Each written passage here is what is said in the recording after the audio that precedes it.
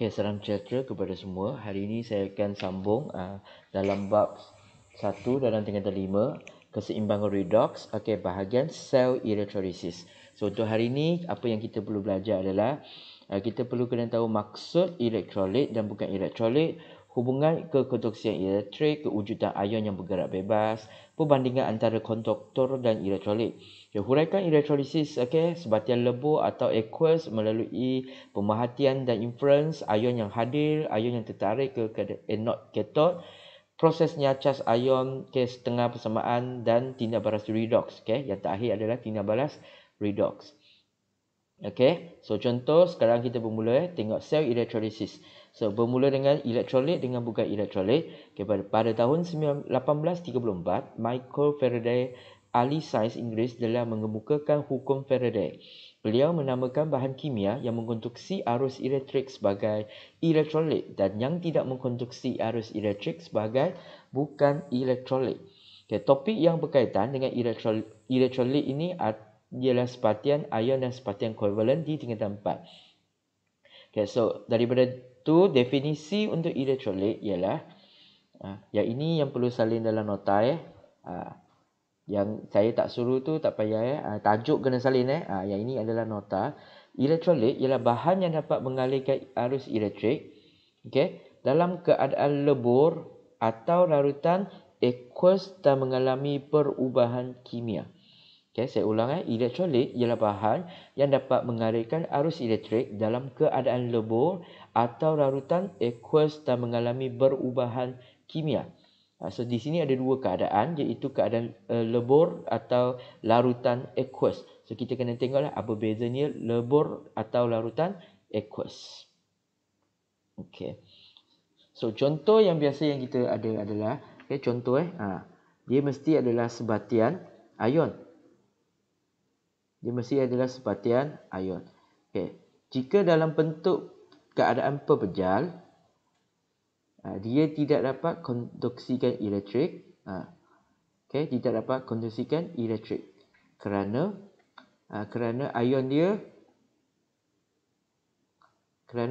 ion tidak bebas bergerak. Dia dalam bentuk pepejal sebab ingat dia dalam bentuk pepejal, semua zarah-zarah akan susun teratur. Teratur rapat. So ini adalah dia tidak boleh bebas bergerak. Maka dia tak rapat. Yang kedua, dia akan dalam bentuk cecair. So dalam cecair dia ada dua keadaan. Nanti kita tengok. So dalam cecair dia boleh konduksikan elektrik. Apabila dia boleh konduksikan elektrik, maka dia boleh jadi elektrolit, boleh konduksikan elektrik kerana terdapat ion-ion yang bebas bergerak. Ion-ion yang bebas bergerak. Cuma di sini dia ada dua keadaan cecair. Satu dipanggil sebagai leburan, satu dipanggil sebagai aqueous. Leburan tu maksudnya dia tidak campur air. Dia tidak campur air. Dan dia terus daripada pepejal ke cecair, lebur. Dia lebur sahaja. Contohnya kita ada apa? Garam, kita lebur terus dapat. Itulah leburan. Tapi kalau kita campur air, dia jadi air garam. Aqueous maksudnya dia dah campur dengan air. Biasanya dia akan jadi larutan pepejal tambah air, dia akan jadi larutan. Iaitu dia dah jadi aqueous. Contohnya air garam. Garam tu kalau kita masuk dalam air, itu panggil aqueous. Tapi kalau garam tu kita biar dia lebur sendiri, itu dipanggil sebagai leburan. So kedua-dua keadaan ni dikira sebagai cecair dan ion-ion dalam garam tu akan bergerak bebas, maka dia boleh mengkonduksikan elektrik. So dia boleh jadikan sebagai elektrolit. Tapi garam tersebut, bahan tersebut dalam keadaan pepejal, walaupun dia ada ion tapi dia tidak boleh mengkonduksikan elektrik kerana ion-ion tersebut masih lagi diikat kuat dengan daya elektrostatik yang kuat dan tidak bebas bergerak. Maka dia tidak boleh konduksikan elektrik dan tidak boleh jadi elektrolit. Mesti yang ada ion dan ion tu mesti bebas bergerak. So dia mesti perkataan bebas bergerak. So kalau bukan sepatian ion, dia lagilah dia terdapat Selain daripada separtian ion kita yang boleh mengkonstruksikan elektrik, kita ada lagi jenis-jenis asid. Okay, semua jenis asid boleh mengkonstruksikan elektrik. So boleh sesuai juga jadi sebagai elektrolit. Okay, yang bukan elektrolit, bukan elektrik adalah bahan yang tidak mengalirkan arus elektrik. Contohnya biasanya dia adalah sebatian kovalent. Okay, sebatian kovalent. Tak kiralah dia dalam keadaan pepejal atau cecair, dia masih lagi tidak mengkonstruksikan elektrik,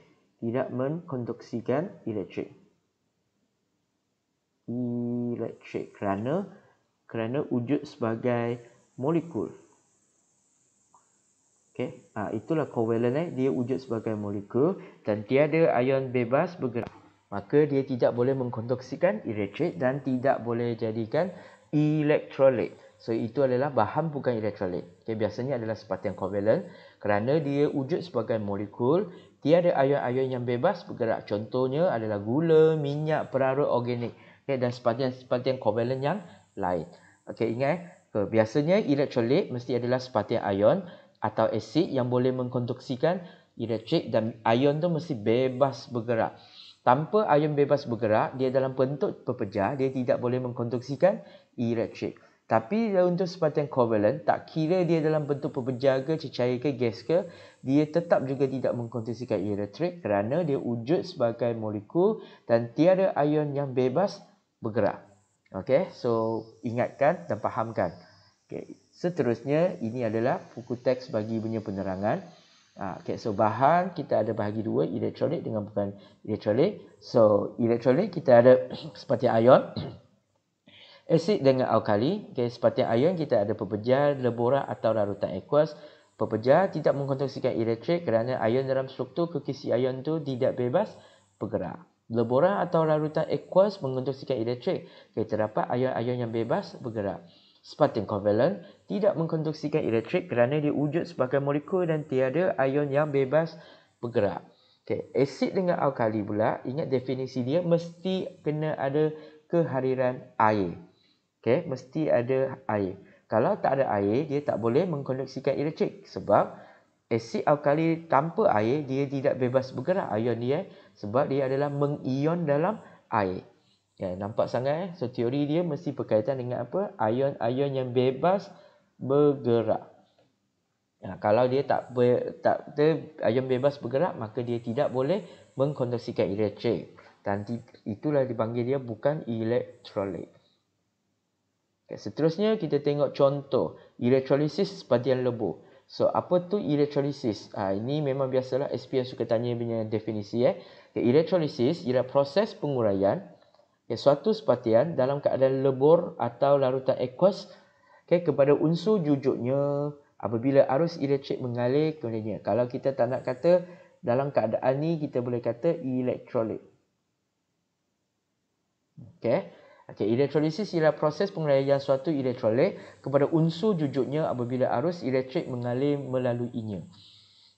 Kalau ikut yang hafal panjang pun boleh juga. Elektrolisis ialah proses penguraian suatu sebatian dalam keadaan lebur atau larutan aqueous kepada unsur jujuknya apabila arus elektrik mengalir melaluinya. So sekarang kita tengok contoh yang pertama. Kita ada leburan plumbum 2 bromida. Leburan plumbum 2 bromida. So kita masukkan serbuk plumbum 2 bromida ke dalam mangkuk bija. Lepas tu kita panaskan dari bawah. Atas kita buat satu litar yang sambung dengan mentol. So kita akan catat pemerhatian dia. Apabila dia dalam bentuk pepejah, adakah mentol ni nyala ke tak nyala? Setelah dia mula lebur saja, mentol ni akan mula nyala. Leburan. So, apa yang kita perlu buat? Awak kena buat jadual untuk kita buat latihan. Untuk kita buat jadual. So sekarang, kecilkan sikit. Yang pertama adalah nama elektrolit. So, nama elektrolit dia adalah leburan plumbum 2 bromida. Kita tulis plumbum 2 bromida. Lepas tu, semua ion yang hadir. Ini memang kita wajib hafal cara-cara dia nak tulis. Semua ion yang hadir. Leburan, maksudnya dia tak ada air. Tak ada air, okeylah. Jangan dia. So, plumbum 2 tu maksudnya plumbum 2 positif. bromida tu maksudnya dia adalah Br negatif. Okey. Lepas tu elektrod bermula dengan anode dahulu. Okey, dia A kan. Lepas tu disambung dengan katod.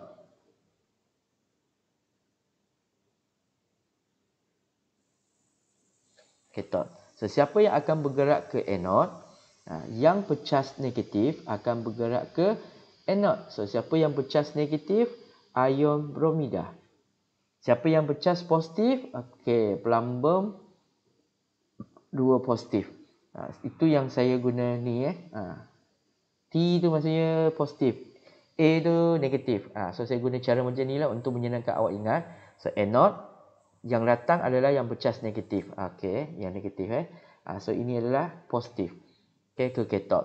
Okey, ion yang dipilih memang dah tak ada pemilihan, satu sahaja. So kita tulis balik. Okey, yang ini pun plumbum 2 positif di katod. Okey, sebab dia apa? Hanya satu ion saja. Okey, hanya terdapat ion bromida dalam leburan. Dan juga untuk katod juga hanya terdapat ion plumbum 2 positif dalam leburan. Sebab satu sahaja ion yang ada, maka kita tak perlu buat pilihan. Memang dia yang akan dipilih ke anode untuk dinyacas. Apa maksudnya dinyacas? Dinyacas adalah daripada mulanya dia ada cas negatif, akhirnya dia kembali balik kepada dia molekul dia yang tak ada cas. So, 2 elektron dilepaskan, seimbangkan dia di depan. So, elektron yang berlebihan ni kena pulangkan atau dia dema, atau dia lepaskan elektron tersebut dan membentuk molekul bromin, dan 2 elektron yang dilepaskan. So, itu yang dimasukkan dinyacas. Daripada mula ada cas, akhirnya dia tak ada cas. Okey, so apakah proses ini? Kita rujuk nombor. Ini adalah negatif 1, akhirnya dia jadi kosong. So, nombor ini bertambah, maka ini adalah proses pengoksidaan. Okey, atau proses kita mendema elektron juga sebagai pengoksidaan. Okey, pemerhatian dia, apakah warna pemerhatian? Okey, bromin, bromida, ion bromida adalah tidak berwarna. So, dia berubah dari tidak berwarna tidak berwarna pula.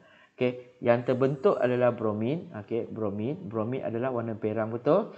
So apa yang kita dapat adalah bromin. Kita akan nampak gas perang. Kita tak boleh kata gas bromin gas perang terhasil di anode.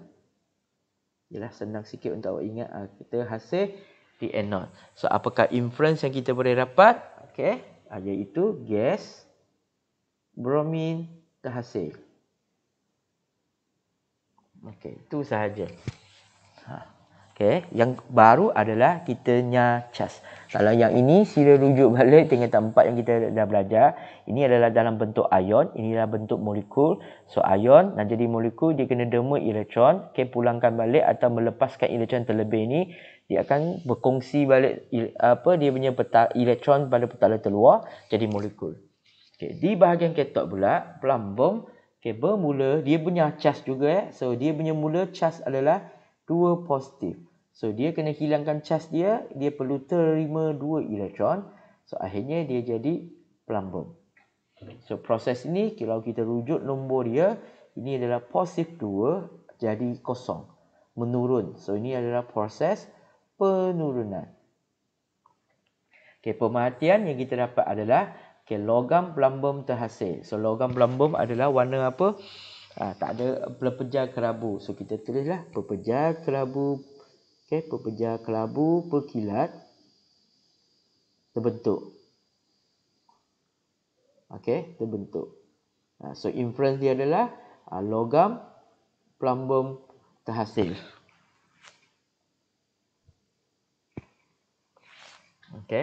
Kalau soalan tanya, inilah cara yang kita nak dapat maklumat daripada satu tindak elektrolisis bagi leburan plumbum 2 bromida. Kita mulanya kita kena tahu apakah ion yang hadir dalam cecair tersebut.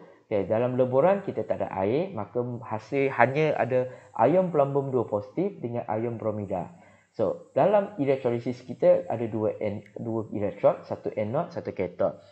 Ion yang charge negatif atau anion akan bergerak ke anode. Di sini adalah ion bromida. Maka ion bromida akan dipilih untuk dinyacas kerana dia hanya terdapat ion bromida je dalam leburan.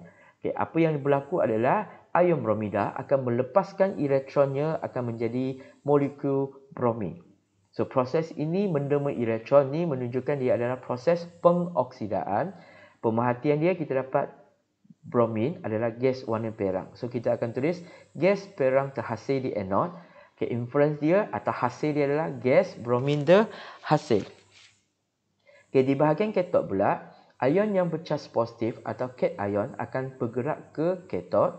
Okay, manakala pula ion plumbum akan menerima 2 elektron untuk membentuk logam plumbum. Okay, daripada nombor pengoksidan dia positif 2 jadi kosong. So ini adalah proses penurunan. Okay, apa yang kita perhatikan adalah pepejal kelabu berkilat yang terbentuk di kathod. Okay, inference dia adalah logam plumbum terhasil. Okay, sila bina satu jadual. Fahamkan dulu bagaimana kita dapat semua ni. Boleh rujuk buku teks muka surat 36. Okay, sama sahaja. Okay, sekarang kita tengok contoh yang kedua. Zinc oksida. So, sama. Apakah nama elektrolit? So, kita ada leburan. Okay, zinc oksida. Zinc oksida. So, apakah ion yang ada? Okay, ion zinc. Zinc pecas 2 positif. Dan oksida adalah O pecas 2 negatif. Okay, minta sila bezakan apa? Huruf besar dengan huruf kecil. Z ni huruf besar. So, biar besar sikit. So, pada anode, kita ada anode. Lepas tu, kita ada kathod. Okay, siapa yang akan gerak ke anode? Okay, ion yang bercas negatif. Betul. So, ion yang dipilih satu aja, oksida. Sebab hanya satu aja kan? Kita tulislah. Hanya terdapat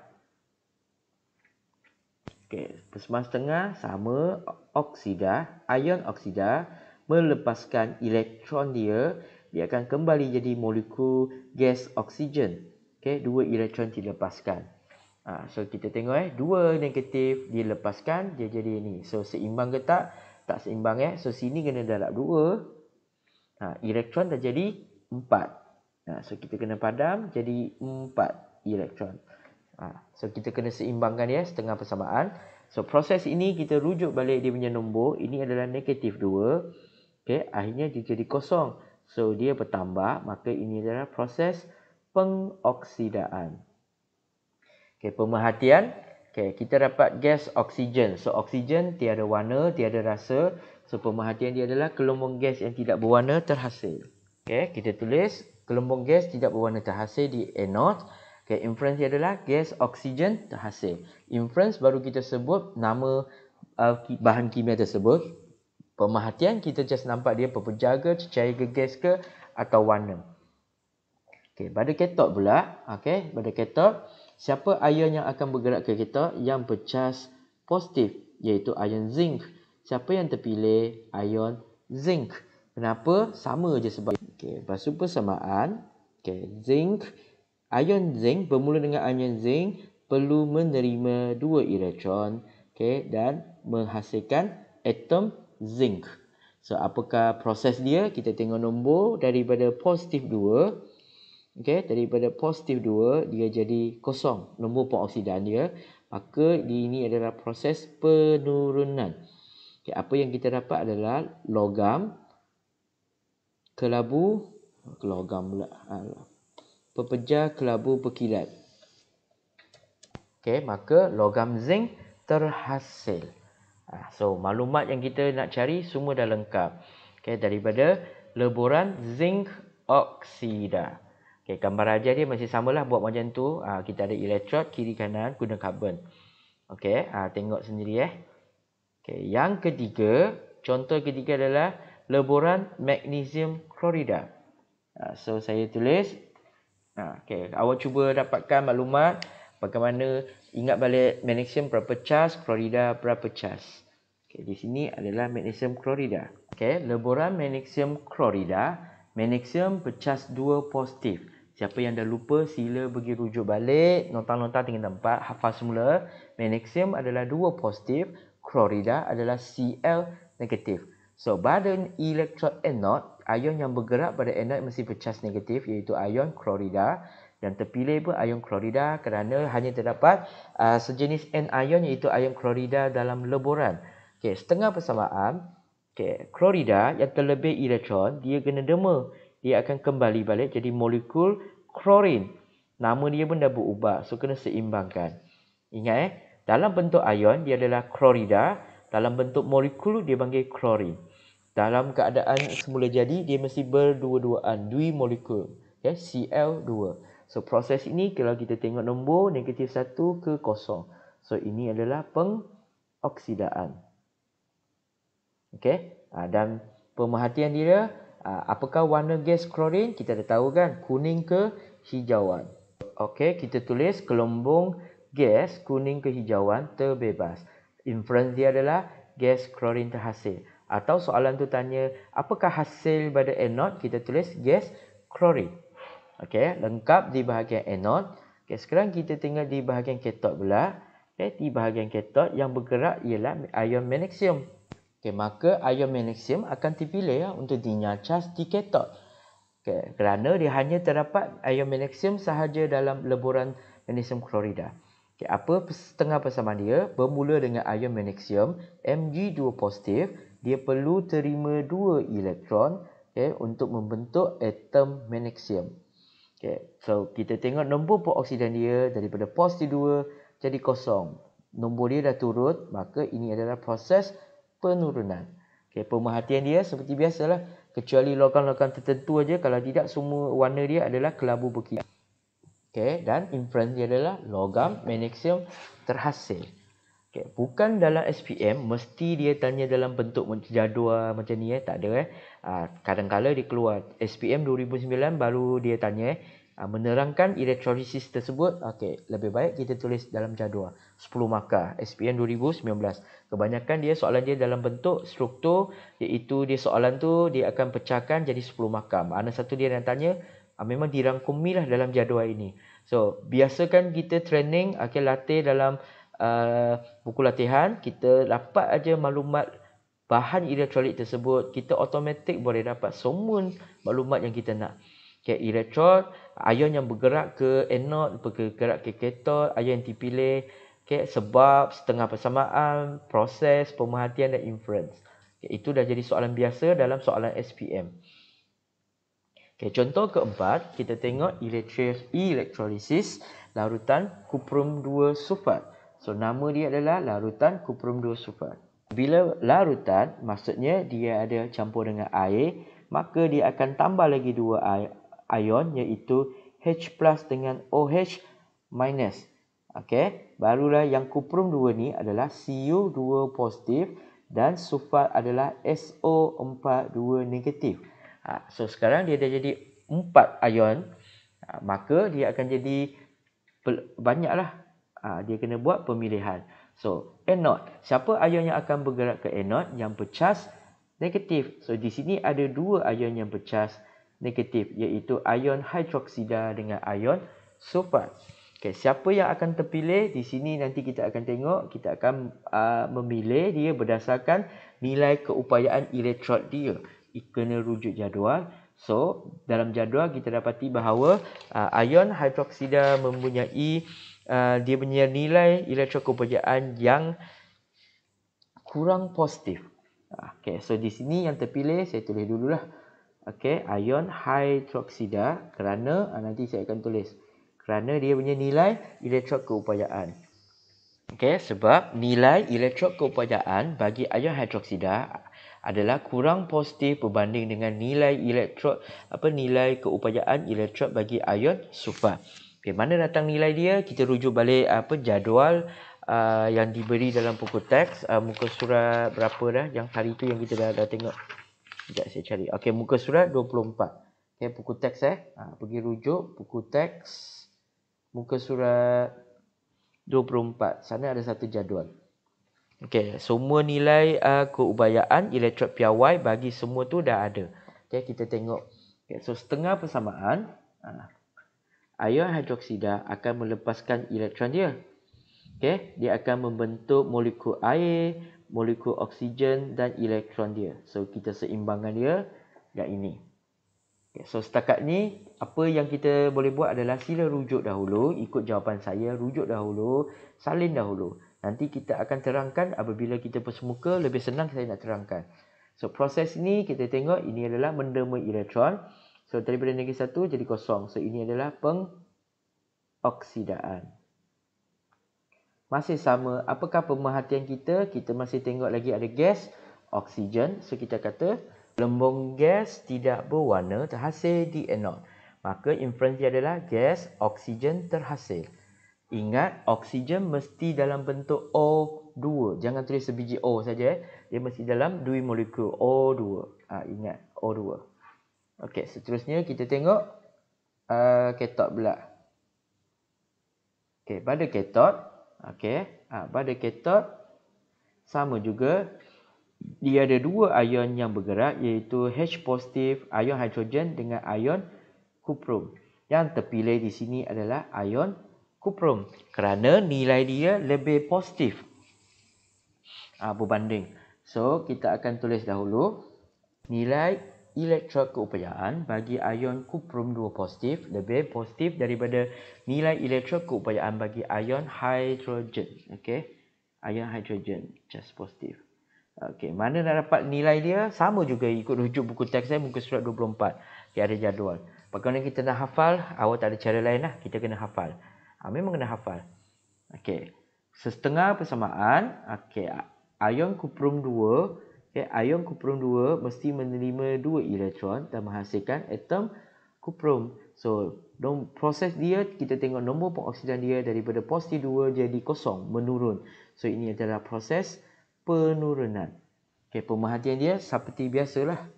Pepejal perang. Bukan kelabu berkilat lagi sebab ini kuprum ini kuprum. Kuprum berwarna perang. So, pepejal perang terbentuk. Maka inferensi adalah logam kuprum terbentuk. Okay, dalam sini, saya ulang balik. Dalam contoh ini, disebabkan dia ada larutan, maka terlebihlah 2 ion, iaitu ion H hidrogen, H+, dan ion hidroksida, OH negatif. Maka semua ion di anod dan katod dah bertambah berpasangan. So, kita kena buat pemilihan. Pemilihan kita pilih adalah berdasarkan nilai keupayaan dia. Nilai keupayaan elektron tersebut, ion tersebut, kita sila rujuk jadual. Pada anod, kita perlu cari nilai yang kurang positif. Tetapi untuk katod, kita kena cari lebih positif. Kerana kurang positif untuk dia mendema elektron. Dia lebih suka dema elektron. Barulah kita pilih. Yang lebih positif, dia akan menerima elektron. Ingat yang lebih positif, dia akan menerima elektron. Yang kurang positif, dia akan mendema elektron. Itu sahaja yang kita boleh tambah. Selebihnya sama saja. Setengah persamaan. Kita ingat, tak ingat memang kena hafal. Proses pengoksidan penurunan merujukan perpindahan elektron atau kita rujuk perubahan nombor pengoksidaan. Pemerhatian, kita tengoklah kalau ada warna, tulis warna. Tak ada warna, tulis tak ada warna. Kalau gas, kata gas. Kalau pepejal, kata pepejal. So ini untuk larutan kuprum 2 sulfat. Dan contoh yang kelima. Magnesium nitrat. So ada larutan. So kita akan tulis larutan magnesium nitrat. So di sini disebabkan ada larutan, maka dia akan terlebih 2 ion, iaitu ion hidrogen, ion hidroksida. Dan yang asalnya ion magnesium yang 2 positif dan ion nitrat adalah NO3 negatif. So yang akan bergerak di anod seperti biasa bercas negatif. So ion hidroksida dengan ion nitrat. So ion yang akan terpilih adalah ion hidroksida kerana nilai dia adalah paling kecil dalam anion. Nilai dia paling kurang positif dalam senarai anion. So pada anod, kalau jumpa je pasangan dia, memang semua ion hidroksida akan terpilih sebab nilai dia paling kecil. So, ion yang terpilih adalah ion hidroksida. Sebab dia masih sama macam tadi atas tu. Nilai keupayaan elektrod bagi ion hidroksida adalah lebih kurang positif daripada ion nitrat. Okey, persamaan setengah dia masih sama, 4OH negatif, okey, mendema 4 elektron menghasilkan 2 mol air dengan 1 mol oksigen. Proses ini adalah proses pengoksidaan kerana dia mendema elektron dan kerana nombor peroksidan dia berubah negatif 1 ke 0. Pemerhatian dia adalah gelembung gas yang tidak berwarna kerana oksigen tak ada warna terhasil. So inference dia adalah gas oksigen terhasil. Okay. Nak tahu masih rujuk kepada buku teks nak tengok jadual tersebut. Okay. Untuk katot pula masih sama katot. Ada dua ion cation yang charge positif iaitu ion hidrogen dengan ion magnesium dua positif akan bergerak ke katot. Yang terpilih adalah ion hidrogen kerana nilai dia adalah lebih positif berbanding dengan magnesium. Okay, nilai keupayaan elektrod bagi ion hidrogen lebih positif berbanding dengan ion magnesium. Okay, dan setengah persamaan dia, ion hidrogen kena terima elektron. Dia akan menghasilkan molekul hidrogen. Gas hidrogen mesti H2. So kita kena seimbangkan dia, sini kena darab 2, sini kena darab 2. Okay, dua atom ion hidrogen mendema 2 elektron menghasilkan satu molekul hidrogen. So nombor dia daripada positif 1 jadi 1, maka ini adalah proses 1 pula kosong. So ini adalah proses penurunan. Okay, sama juga ini adalah gas hidrogen. Gelembung gas tidak berwarna terhasil untuk hidrogen. So kita inference dia, kita tulis gas hidrogen terhasil. So untuk kerja kita adalah sila rujuk jadual tersebut. Cuba tengok kedudukan ion-ion dalam jadual tersebut. Nilai siapa lebih besar, nilai siapa lebih kecil. Untuk anode, kita nak nilai yang kurang positif supaya dia boleh mendema elektron. Okey, mendema elektron. Tapi untuk katot, kita perlu yang lebih positif supaya dia boleh terima elektron. Okay, itu saja yang kita nak cari. Okey. Contoh yang keenam, larutan argentum nitrat. Di sini saya tak terangkan, okey, sila buat sendiri sebagai latihan. Okey, di sini saya bagi nilai keupayaan elektrod bagi ion hidrogen dengan ion argentum. Okey, 1,0,00, satu adalah 0.80. Okey, untuk bahagian anode pula, anion pula, saya bagi yang ini. Yang nitrat saya tak jumpa, tapi saya dah beritahu nilai dia adalah paling kurang positif untuk bahagian anion, maka memang dia sentiasa dipilih untuk mendema elektron. Tapi kalau kita rujuk jadual mesti disusun dalam bentuk menerima elektron. So nilai dia menunjukkan nanti kita nak tulis mesti terbalik, dia akan jadi negatif. Okay, ingat, untuk anode kita nak cari yang paling nilai yang lebih kecil. Untuk katot kita akan cari nilai yang lebih besar sebab kita tengok charge dia pun sama. Okay, charge negatif di anion, anion anion adalah charge negatif. Maka nilai E0 kita kena yang lebih kecil. Okay, untuk katot pula kita bercharge positif, maka untuk nilai dia kita nak yang lebih besar. Okay, kita tengok simbol lah, negatif tu yang kurang, positif tu yang besar. Okay, cuba lengkapkan sehinggalah dapat inference. Okay, sebarang masalah sila rujuk saya. Sekian, terima kasih.